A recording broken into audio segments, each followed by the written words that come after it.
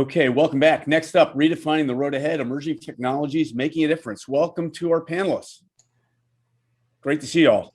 Hello. Thanks for being here at today's summit. You'd have to all agree, what an incredible experience the past 11 months has been. What a roller coaster with all of the dynamics, all of the issues. And, in talking with Stephen M.R. Covey, Stephen said, one of his clients said 10 years of innovation in 1 year. Another client of ours at HMG, digital bank, 5 years of innovation in 6 months. That gives you an idea of the movement. I mean, everyone has their own journey. Every organization is different, but a lot of disruption, a lot of innovation, and new technologies that are really driving and making a difference. Hey, Leica, welcome to the program. What's on your mind regarding quantum? That's a big topic out there. And why does quantum matter now, and what's the future look like? Right. I mean, great question, Hunter, and thanks again for hosting this forum, this time specific to Charlotte. So in the realm of quantum, I mean, as you can imagine, there is again significant amount of hype. You can kind of map that back, I guess, in 2005 when it was all about quick, big data. Took almost a decade to really realize that. Back in 2010, it was cloud computing. Again, it's taken a decade to get there, but quantum essentially takes computing and computing power to the absolute next level. And I think, as not just as tech companies, but for enterprise companies like where I work as well, it basically behooves us to see what is the promise that quantum provides for us. Because for large enterprise companies, computing power comes at a significant cost. And there are these large, what I would say as burst of computing that happens, throughout the life cycle of an annual year.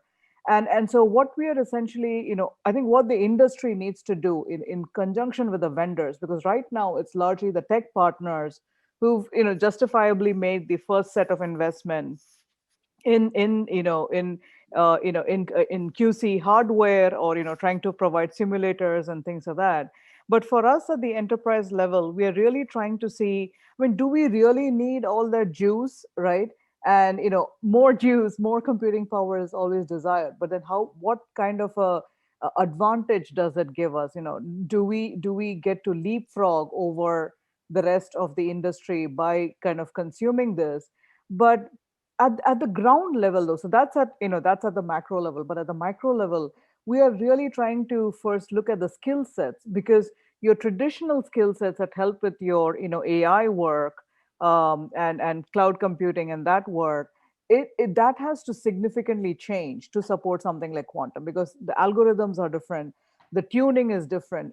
Every aspect of making a quantum solution work is different. So essentially, as enterprises, we need to start investing right now in those skill sets, either uptrain our existing AI workforce, or go out and hire from the colleges and universities. So that's essentially, it's a mix of trying to make sure that we are taking care of the workforce and what skill sets we need, but at the same time looking at, taking a hard look at the use cases and seeing where is it that the two will merge, and not necessarily wait for another 10 years, but start investing in it right away.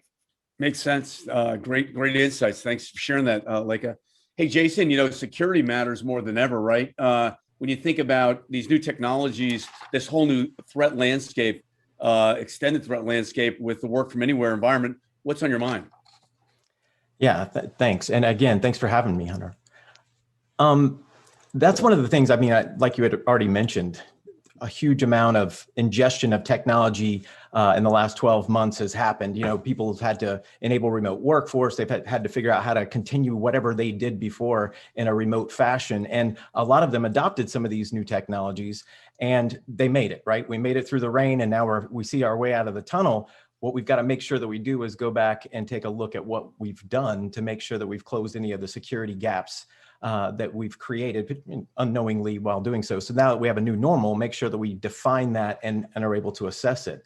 As we kind of move forward and ingest all of these, the emerging technologies that exist, and get really comfortable with AI and ML and, quantum computing and the other things that are out there, just like cloud, that makes everybody kind of gravitate and start to try to utilize these things, well, all of these emerging technologies either create more data or give us access to more data, bigger, better, faster, more. So it's another thing, as we, like with cloud, as everybody starts to embrace it, we've got to make sure that we're paying attention on the back end once that we start creating that data or accessing that data, that we're doing it appropriately. What about other third-party collateral exposures or risks? Oh, big time. Yeah. So everybody's very focused now, especially in light of recent news, as to what the downstream liability is, the third-party risk management that needs to happen when we're engaging with organizations, which to a quantum computing, to AI, to ML, to natural language processing, all of the things that the cloud providers are now offering. As I send my data out into the cloud or into other third parties, how is it protected? How is it going to get back to me, back and forth securely? All of that happens related to that is something that we have to consider as we engage with these technologies. Excellent. Super.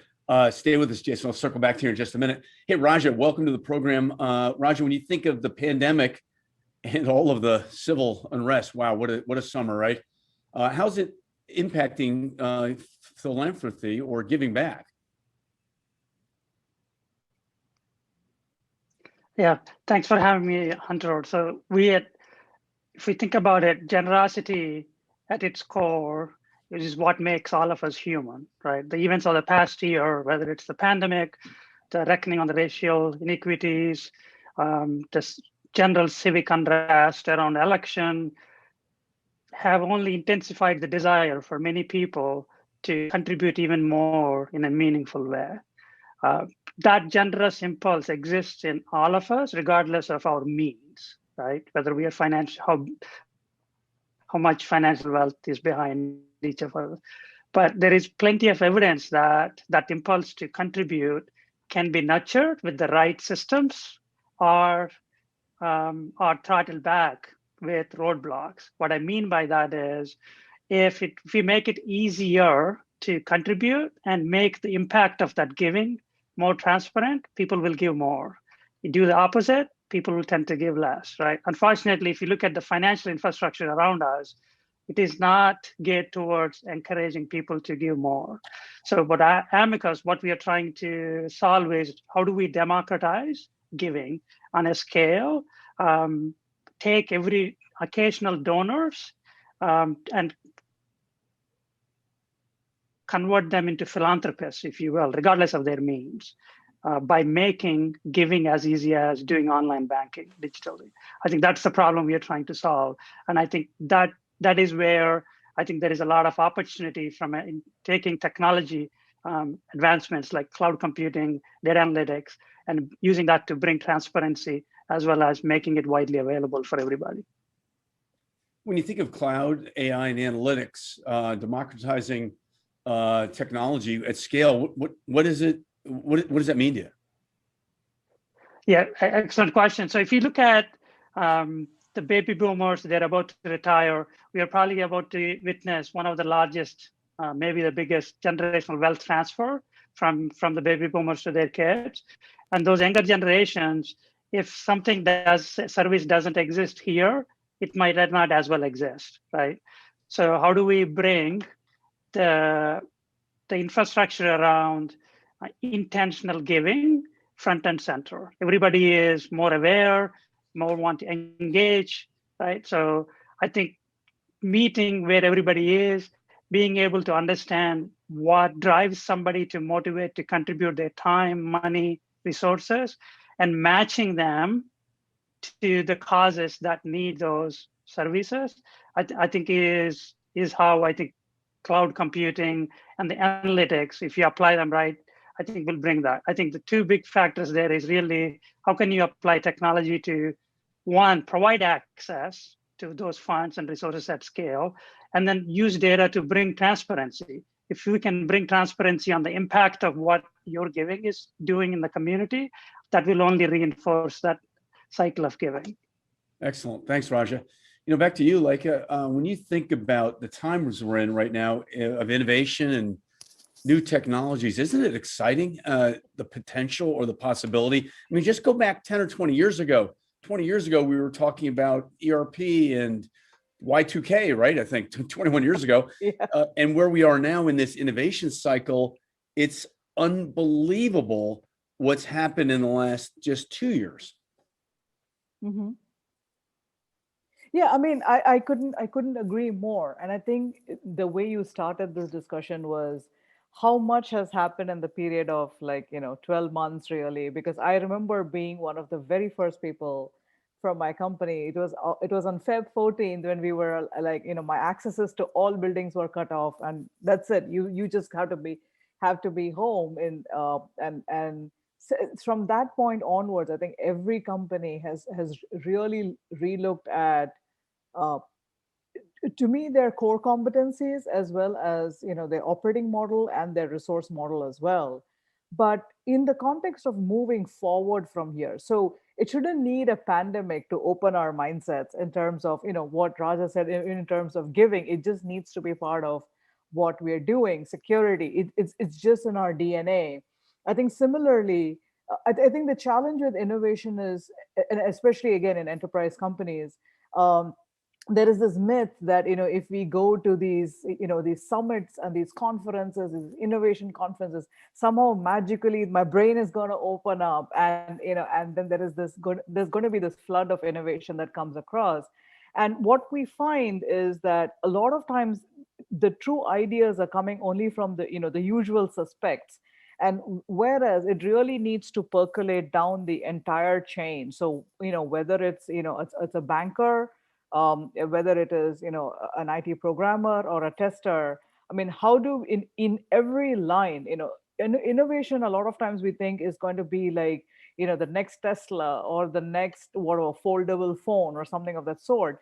But in enterprises, large and small and medium size, there is that innovation that is there even at the lower level, which when then built all together makes sense, to grow from that point onwards.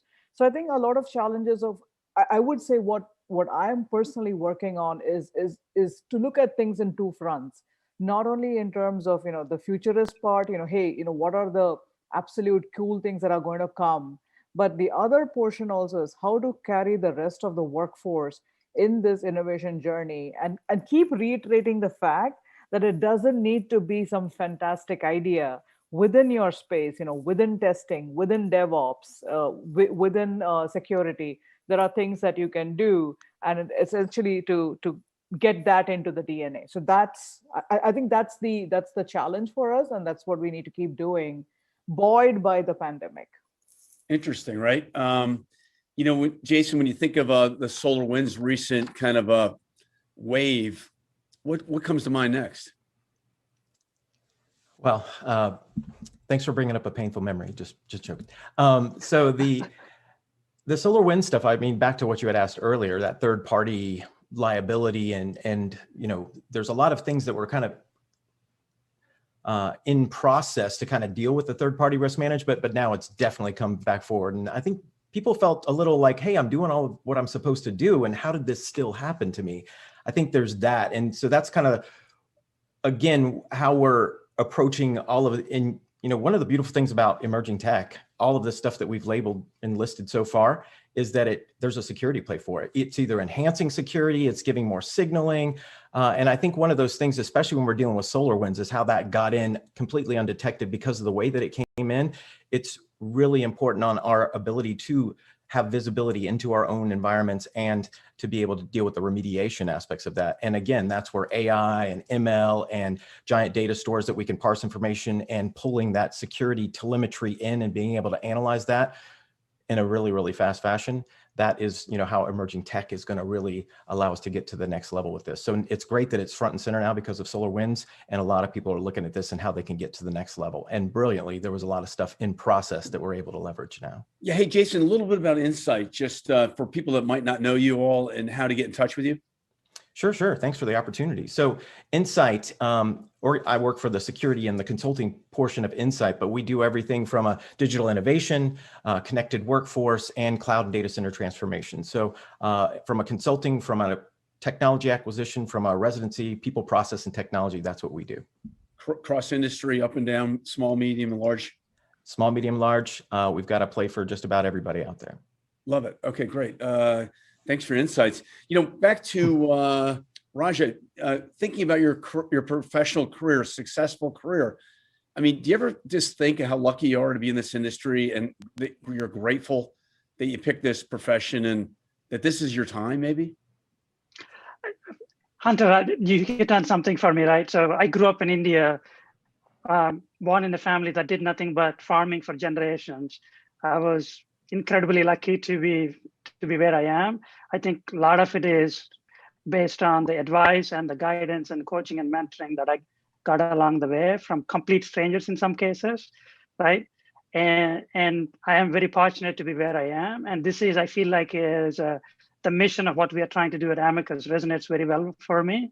And this is, I feel like, something in my own way, applying my skill set and competency to do a little bit of good in the community and the society, I think. Love it. Love it. Back to you, Lekha, grateful that you picked this career. Oh yeah, absolutely. I mean, I think I was born to do this. I didn't fall into into what I did. I think very early on, again, for me, it was thanks to my parents.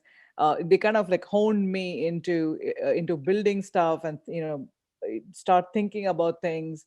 So there was no gender discrimination. My dad made me do all the things that guys would do: repair the cars, build stuff.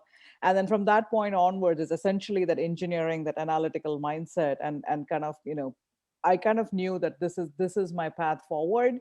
And I've been very fortunate to be working in very large, varied companies, from high tech to retail to finance. And essentially this gives me a chance to hone what you call a synthetic thinking, right? What happens in different industries. It may seem very specific to the industry, but there is a level of cohesion that you can think about, in terms of solving of problems. So something that works in the manufacturing on the high tech is also, has significance and relevance when you're working in the finance and the financial services as a whole. So to me, that's what has been rewarding in terms of the early education as well as the experiences from that point onwards. Thank you. I appreciate it. We're going to launch a special interest group around emerging technologies. I think you probably would like to join a global group that meets once a month, right? Yeah. A global call. Jason, final comment? Now, I loved what was said early on by Lekha, is the cultural change that has to take place organizationally to ingest all of this emerging technology is something that we can get started with now. As we try to use these brilliant tools to continue to solve the business problems that are out there, leadership is really, really important. These kinds of forums are really important for us to be able to exchange ideas and information, but us to be able to lead that culturally within our organizations is a really important way that we're going to have to take all these pieces and parts and make them work together. Excellent. Hey, great panel, folks.